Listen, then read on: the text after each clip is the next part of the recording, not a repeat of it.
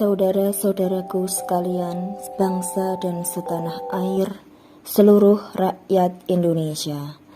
Bersama ini, Lembaga Kedaulatan Rakyat Indonesia menyampaikan pemahaman tentang nilai-nilai ketuhanan bangsa Indonesia dan ilmu pengetahuan.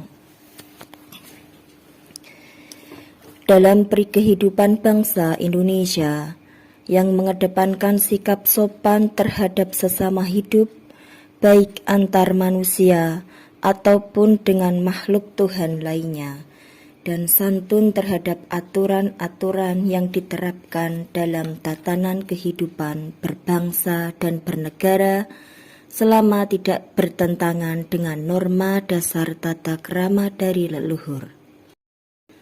Tepo seliro, andap asor, dan narimo ing pandum adalah norma dasar tata krama, bentuk penyatuan nalar, nurani, dan tindakan.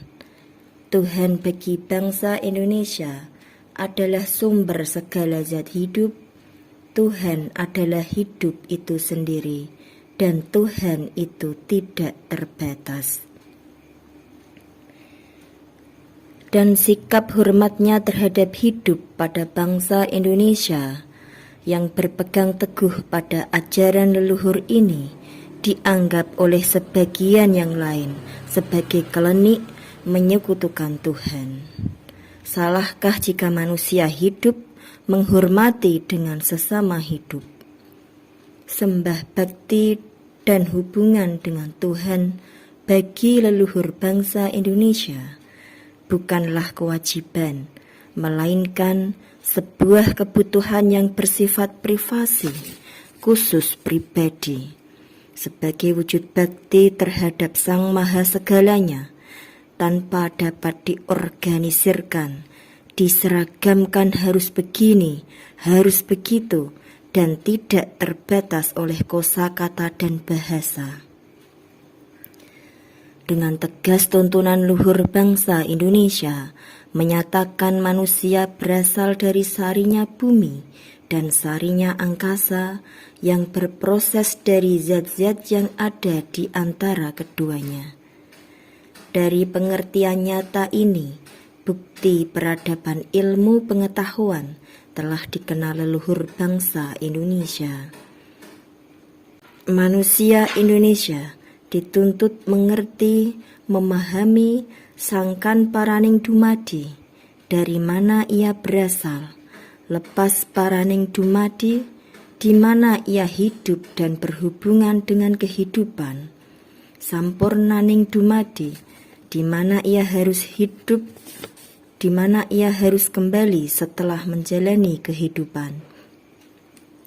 Zat hidup manusia berasal dari Tuhan dari kedua orang tuanya, manusia laki-laki dan manusia perempuan.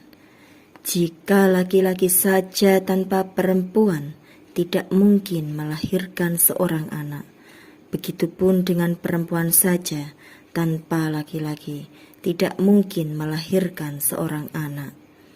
Hubungan antar sel laki-laki dan sel perempuan inilah satu proses awal akan kehidupan baru.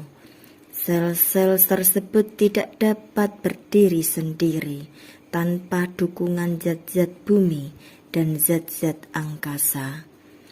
Tidak ada satu manusia pun yang tidak terikat dengan Tuhan, sumber zat hidupnya bumi dan angkasa, tempat kehidupannya, dan kedua orang tuanya asal proses kehidupan barunya.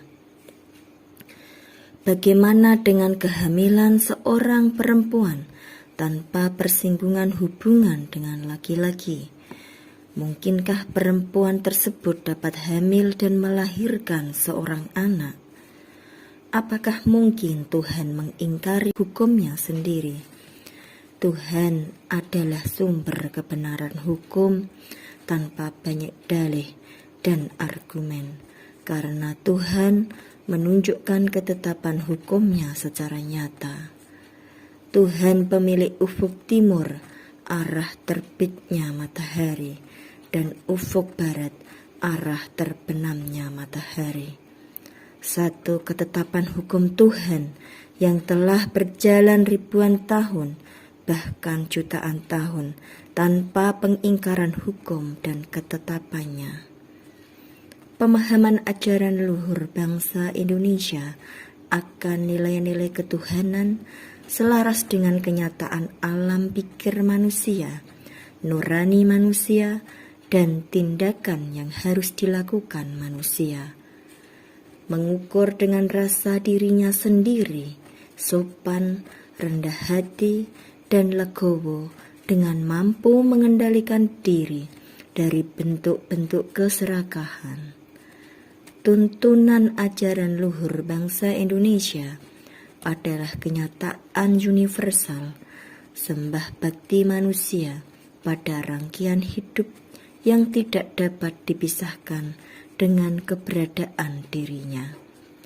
Tuhan bumi dan angkasa adalah pokok hidup keberadaan segala makhluk hidup yang berhak merasakan kemerdekaannya tanpa diskriminasi.